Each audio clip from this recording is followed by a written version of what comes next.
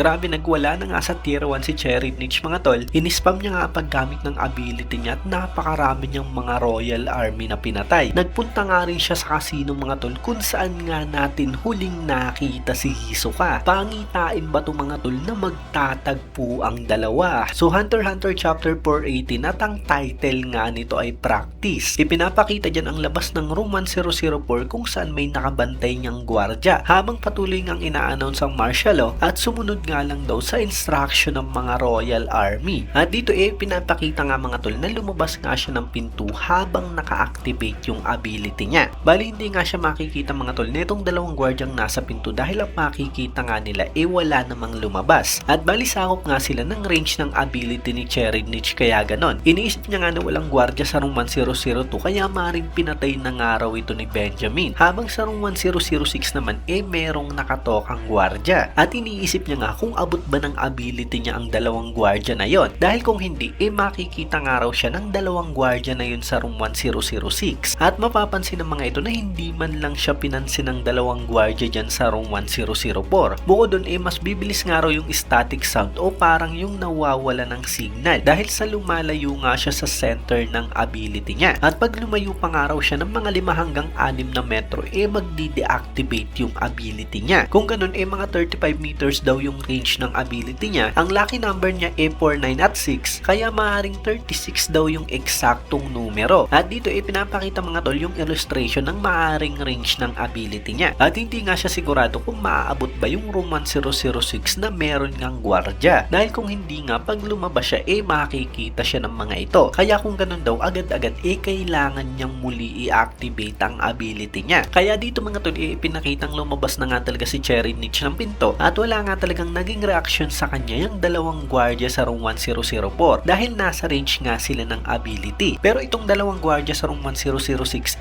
nakita nga si Cherry Niche. Nag-usap nga ang dalawang gwardya kung anong gagawin nila pero sabi nga ng isa gawin lang daw nila kung ano yung inatas na trabaho sa kanila at hayaan daw nila yung dalawang gwardya na yun na i-handle yung mga sarili nila. At sumang-ayon nga dyan mga tulang isang gwardya. Dito napansin ni Cherry Niche na talagang nakita nga siya ng dalawang Royal Army. Pero kaya hindi raw nag-react ang dalawang gwardya na yun dahil sa hindi rin nag-react itong dalawang gwardya sa room nila. Kaya kung ganun daw, ang radius ng ability niya talagang 36 meters. At kung lumampas nga raw siya sa range o itigil yung Setsu, lahat nga raw ng nasakop ng ability niya biglang babalik sa normal. Kaya kung ganun, pwede niya nga raw gamitin ng paulit-ulit ang ability niyang ito at ang boundary niya nga 36 meters. Pero kailangan niya nga rin daw isipin na mauubos ang enerhiya ng Nenbis niya. At kung ganun, kailangan niya raw mapuntahan yung destination niya sa loob ng 30 minutes. At 45 minutes naman daw yung pinakamatagal. Kaya kailangan niya nga raw gumalaw ng mabilis. At dito pinapakitang napunta na nga siya sa may hallway mga tol kung saan maraming ang mga gwardya. Nag-deactivate nga rin yung ability niya dahil sa wala na siya sa range. Kaya nakita agad siya dyan ng mga gwardya mga tol. Pero inactivate niya nga muli yung ability niya dyan mga tol at ipinakitang nandito na nga siya sa malayo. At syempre kung nasaan siya, yun na nga yung magiging center ng ability niya. At malilin na nga syempre yung mga tao dyan sa paligid niya dahil sa nasa range na nga sila ng ability ni Cherry Niche. At bali ganun nga lang ng ganun yung gagawin niya mga tol hanggang sa makarating nga siya sa pupuntahan niya. At dito ipinakita yung mga nangyari sa kung anong ginawa niya paglabas niya ng room 1004. Napansin dyan ng dalawang gwardya na bigla na lamang bumukas yung pinto kahit wala ngang tao. Nagtataka nga sila pero kung may pumasok o lumabas daw dyan, siguradong makikita nila. At dito sa labas biglang dina-activate ni Cherry Niche yung ability niya, sabay baril niya nga sa dalawang gwardya. At dito sa may hallway na maraming mga gwardya,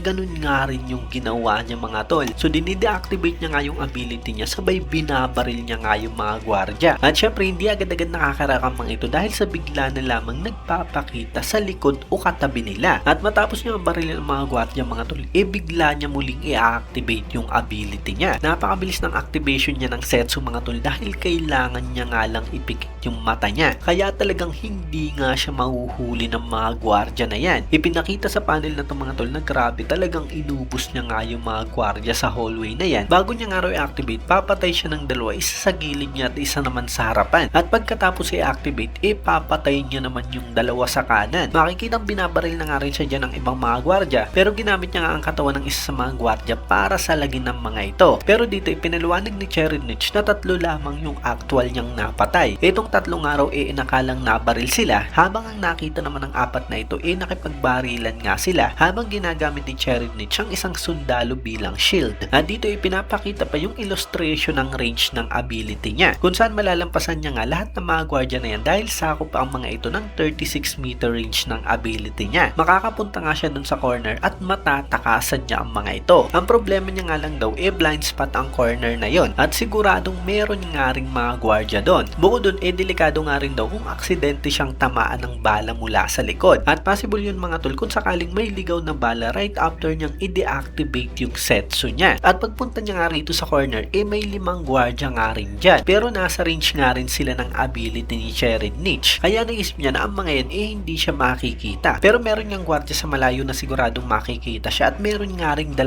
na palabas ng isang kwarto. At dito pinapakita na ang nakikita nga ng mga gwardyang ito sa corner nakikipagbarilan si Chernich sa mga gwardiya habang ginagawa niya ang human shield ang isa sa mga sundalo. Pero nakatayo nga lang dito sa may gilid si Chernich mga tol. At iniisip niya dyan kung anong mangyayari pag pumasok sa range ng ability niya yung 2 sundalo na galing sa kwarto. Mapapasailalim ba raw kaya ang 2 sa ability niya? Ano ba raw kaya ang makikita ng 2 sundalo? Kaya dito biglang tinawag niya nga mga tol ang 2 gwardiya na yan. Habang yung mga gwardiya nga sa corner sinabing bagsak na raw ang kalaban nila. Sa isip ni Chernich lampas na nga raw yung 10 segundo kaya pwede niyang i-reactivate dyan yung ability niya. Pero kailangan niya nga raw munang testingin ito. Nagtaka nga dyan ang 2 gwardiya mga tol pero lumapit nga sa kanya ang isa. Sa paglapit nga nito kung saan abot na nga siya ng range ng ability nakita niya pa rin si Chernich. Kaya kung gano'n nakumpirma nga ng Port Prince na ang sino man na nasa labas nga ng range ng ability niya at bigla nga pumasok hindi pa rin maaapektuhan ng ability. So nagtanong nga dyan mga tol ang gwardiya kung sino ba raw ito. Inakbayan pa nga ni Chernich ang gwardiya mga tol at kung ano-ano yung mga sinabi niya. Sinabi niya mayroong traitor sa Royal Army at yun nga raw ang dahilan ng mga nangyaring putukan dyan. Ang mga revolutionary raw na ito na-expose na kaya makinig nga raw ng mabuti sa kanya ang gwardiya na yan. Ewan ko mga tol pero naniwala nga lang ang gwardyang yan kay Chernich habang yung kasama niya nga nakatingin lang. Hindi man lang naghinala, nagkaroon na nga ng putukan under martial law na nga tapos hindi pa nila kilala yung kausap nila. Anyway, dagdag ni Chernich, makinig nga raw itong mabuti sa mga sasabihin niya. Tanungin nga raw nito yung mga sundalo ng mga prinsipeng nasa odd number. At ang tanong nga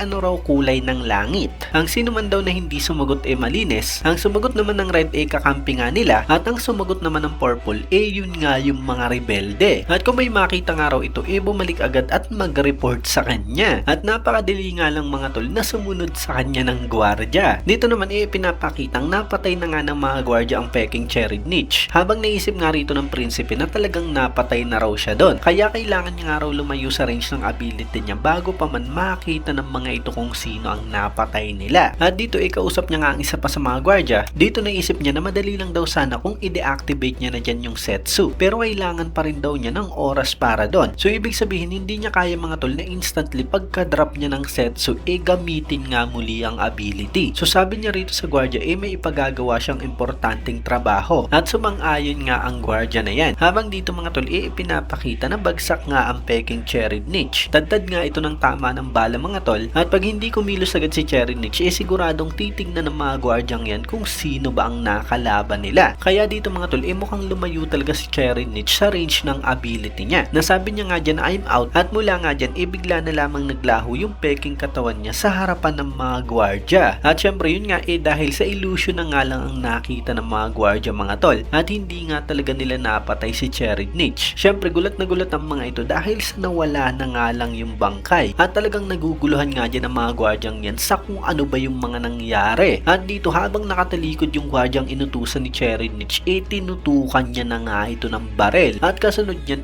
talagang pinagbabaril niya na nga ito. Narinig na nga lang niya ng mga gwardyang ito at talagang sunod-sunod nga yung pagpapuputok ni Chernich. Nagpunta nga sila sa isa sa mga kwarto at mula nga dyan dito grabe napakaraming gwardiya yung pinatay ni Chernich mga tol. At nang tanungin nga ng mga dumating na gwardyang yan kung ano ang nangyari, sagot nga sa kanila may nakaengkwentro silang lalaki. Definitely napatay raw nila ito pero bigla na lamang naglaho ang katawan. Akala nga raw nila nag-hallucinate sila pero biglang napakarami palang napatay sa kanila. Kaya dito talagang napapatanong ang mga gwardiya kung paano ba nangyari yan. At nagutos nga ang commander nila na talagang kailangan nilang mahanap pang lalaking yon. At wag na wag nga raw hahayaan na makalapit ito sa hari. May nagtanong naman kung paano nga nila i-handle ang kalaban nila kung hindi nila ito nakikita. Sagot naman ng commander, hanapin nga lang daw nila. Maring gumagamit daw ito ng bagong weapon na may hallucinogenic gas. At posible rin daw na meron itong suot na light bending suit. Kaya kailangan nga raw nilang mag-request ng gas mask at thermal scope agad-agad. Habang si Cherry Nitch nga mga tol nandito sa corner at tinitignan ang mga gwardya. At naisip niya nga na naturally ipapriority ng mga ito ang kaligtasan ng hari. Kaya habang focus raw ang mga ito sa bagay na yon, pupunta nga raw muna siya sa entertainment area at tatakas papunta sa tier 2 kung saan meron nga raw dong passage. At mula dyan mga tol, pinapakita ang illustration ng maliit na barko kung saan makikita natin dyan ang bouquet hall, ang King's Residence, pati na nga rin yung entertainment area na pupuntahan ni Cherry Nitch at yung connecting passage papunta sa tier 2. Bali ang barko na yan mga tol, yan nga mismo yung tier 1. Parang nakahiwalay at nasa pinakataas nga siya ng Black Whale mga tol. Kung bakit ganyan, maring nakadesign nga ang Black Whale na kung sakali man na lumubog ito, makakaligtas nga yung mga nasa tier 1, which is yung mga hari, prinsipe at royalty, pati na nga rin yung mga VIP. Naisip dito ni Cherry Nitch na mukhang kailangan niya muling gamitin ang ability niya papunta dyan sa entertainment area. At gamitin nga muli ito sa connecting passage mula sa entertainment area papunta ng tier 2. Sigurado mas magiging mahirap daw dun sa connecting passage dahil sa maraming mga bagong sundalo ang itinalaga dun na walang mga experience. At mas mahirap nga raw i-predict ang behavior ng mga ito. Pero mula nga dyan mga tol, i-announce na merong major incident. Kaya ang tier 1 area nga raw, kailangang i-shutdown. Kailangan raw i-still ang passenger ship. Ang pagdaan nga raw sa mga passageway prohibited at maghintay na lamang daw ng instruction ng Royal Army. At ipinapakita nga dyan mga tol na talagang tinanggal nila yung passageway mula sa tier 1 papunta nga ng tier 2. So bakit kaya ito ginawa ng mga Royal Army mga tol? Possible nga kaya na na-report nila yung mga pangyayari at ayaw nga nilang patakasin yung nakabarilan nila dyan na walang iba kundi ang Port Prince. Dito naisip ni Cherry Nitch na talagang shinutdown daw ang connecting passage. Kaya mukhang magkakaroon daw ng sweep operation para mahuli siya. Dito makikitang papasok na nga siya ng entertainment area habang niisip niya nga na talagang epektibo ang special martial law kung saan napakabilis nga raw ng response ng mga ito di gaya ng inaasahan niya. Ang worst case scenario nga raw kung mahuli siya, kaya mag-e-enjoy nga raw muna siya dyan sa entertainment area. Nasa baba na nga raw ang big idiot na si Benjamin, pero pag akyat daw ng mga ito siguradong hahalughugin ng mga yun ang lahat. Kaya kailangan niya nga raw makaisip ng paraan na patuloy na maisip ni Benjamin na patay na siya. May staircase nga raw sa emergency exit ng casino at countermeasure nga raw yun sa mga mobs na gustong umakyat pataas. Maring kukunti nga raw ang sundalo sa passage na yun at maring makalusod nga raw siya gamit lamang ang baril niya nang hindi niya ginagamit ang ability niya. At sa panel nga na ito mga tol, nakapasok na nga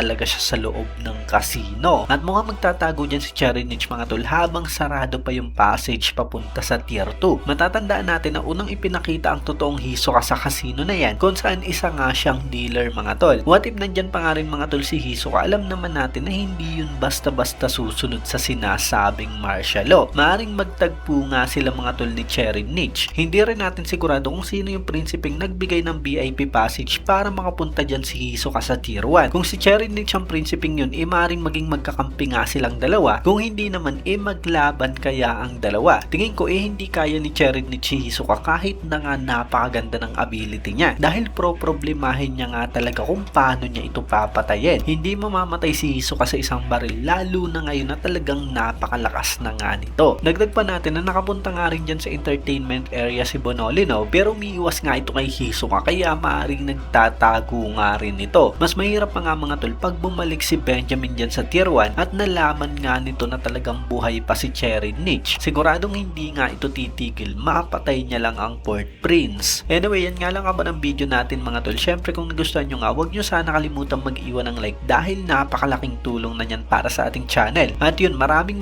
salamat sa inyong panunod at mag-iingat kayo palagi. Bagang!